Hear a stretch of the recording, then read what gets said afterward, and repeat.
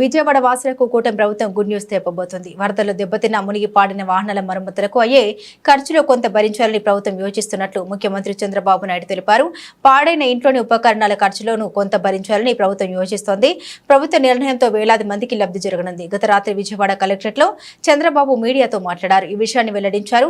వరదల కారణంగా బైక్లు, ఆటోలు, కార్లు పెద్ద ఎత్తున దెబ్బతిన్నాయి. వీటిలో కొన్నింటికి బీమా ఉండగా బీమా లేని వాహనాలు కూడా పెద్ద సంఖ్యలో ఉన్నాయి. అసలు వరదలతో సర్వం కోల్పోయిన బాధితులకు ఇది అదనపు ఖర్చు కానుంది. ఈ నేపథ్యంలో ప్రభుత్వం ముందుకొచ్చి మరమ్మతులు చేయించి ఇవ్వాలని నిర్ణయించింది. రిపేర్కు తక్కువ మొత్తం అయితే ప్రభుత్వమే భరించాలని, ఎక్కువ అయితే మాత్రం కొంత వాటి యజమానులు కూడా భరించేలా ప్రణాళిక సిద్ధం చేస్తుంది. మరమ్మతు పనుల కోసం ఆయా వాహన తయారీదారులతో సంప్రదింపులు జరుపుతుంది. అలాగే వారి వద్ద సిఎస్ఆర్ నిధులు ఉంటాయి కాబట్టి వాటితో ఉచితంగా మరమ్మతులు చేసి ఇవ్వాలని కోరుతుంది. మా ఉద్దేశం ఎన్యూమరేషన్కి వెళ్తున్నాం. అయితే ఎన్యూమరేషన్కి వెళ్లే మునుపు ఇంకొక మేజర్ వర్క్ మాకు అనిపించేది ఏంటంటే స్కూటర్లు కానీ, మోటార్ బైక్స్ కానీ, ఆటోలు కానీ, కార్లు కానీ ఇన్సూరెన్స్ చేసినట్టు కొంత ఇన్సూరెన్స్ క్లెయిమ్ చేయించడం, ఇన్సూరెన్స్ కానట్టు కూడా చెడిపోవడం. ఇప్పుడు ఇవన్నీ రిపేర్ చేయించడం ఒక పెద్ద ఎక్సర్సైజ్. ఇది కాకుండా మొత్తం చాలా మందికి ఎలక్ట్రానిక్ ఐటమ్స్ ఉన్నాయి ఇండ్లలో. ఎలక్ట్రానిక్ ఐటమ్స్, ఒక టెలివిజన్, ఒక రెఫ్రిజిరేటర్, ఒక washing machine, air conditioner, laptop, desktop, microwave oven, mixie, grinder, cooker, gas stove, water purifier, చిన్ని, ఇలాంటి చాలా ఉన్నాయి. ఇవన్నీ కూడా రిపేర్లు చేయించాలి.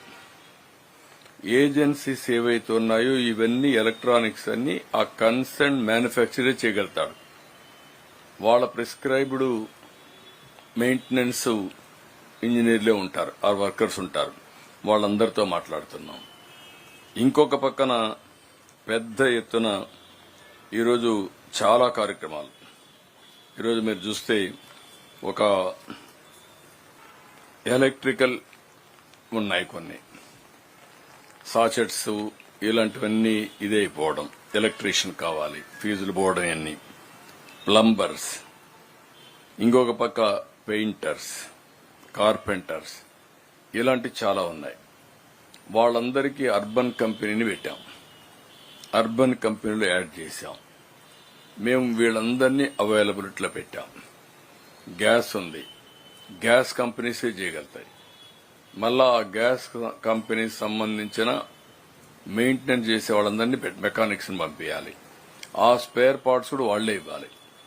ఎలక్ట్రానిక్స్ గాని, స్టవ్లకు గాని ఆ గ్యాస్ కంపెనీసే పెట్టాల్సిన అవసరం వస్తుంది. అవి కూడా వర్కౌట్ చేస్తున్నాం. ఇవన్నిటికీ రేపు ఫుల్ స్వింగ్ లో మోటార్ వెహికల్ ట్రాన్స్పోర్ట్ కమిషనర్ చెప్పాను. కొన్ని వాళ్లకు ఎక్కడైతే ఆ కంపెనీ ఆథరైజ్డ్ డీలరే ఉంటాడు, ఆథరైజ్డ్ మెకానిక్ దగ్గర పోతేనే క్లెయిమ్స్ వస్తాయి. కొన్ని వీళ్లకు నమ్మకం ఉండే వ్యక్తులున్నారు.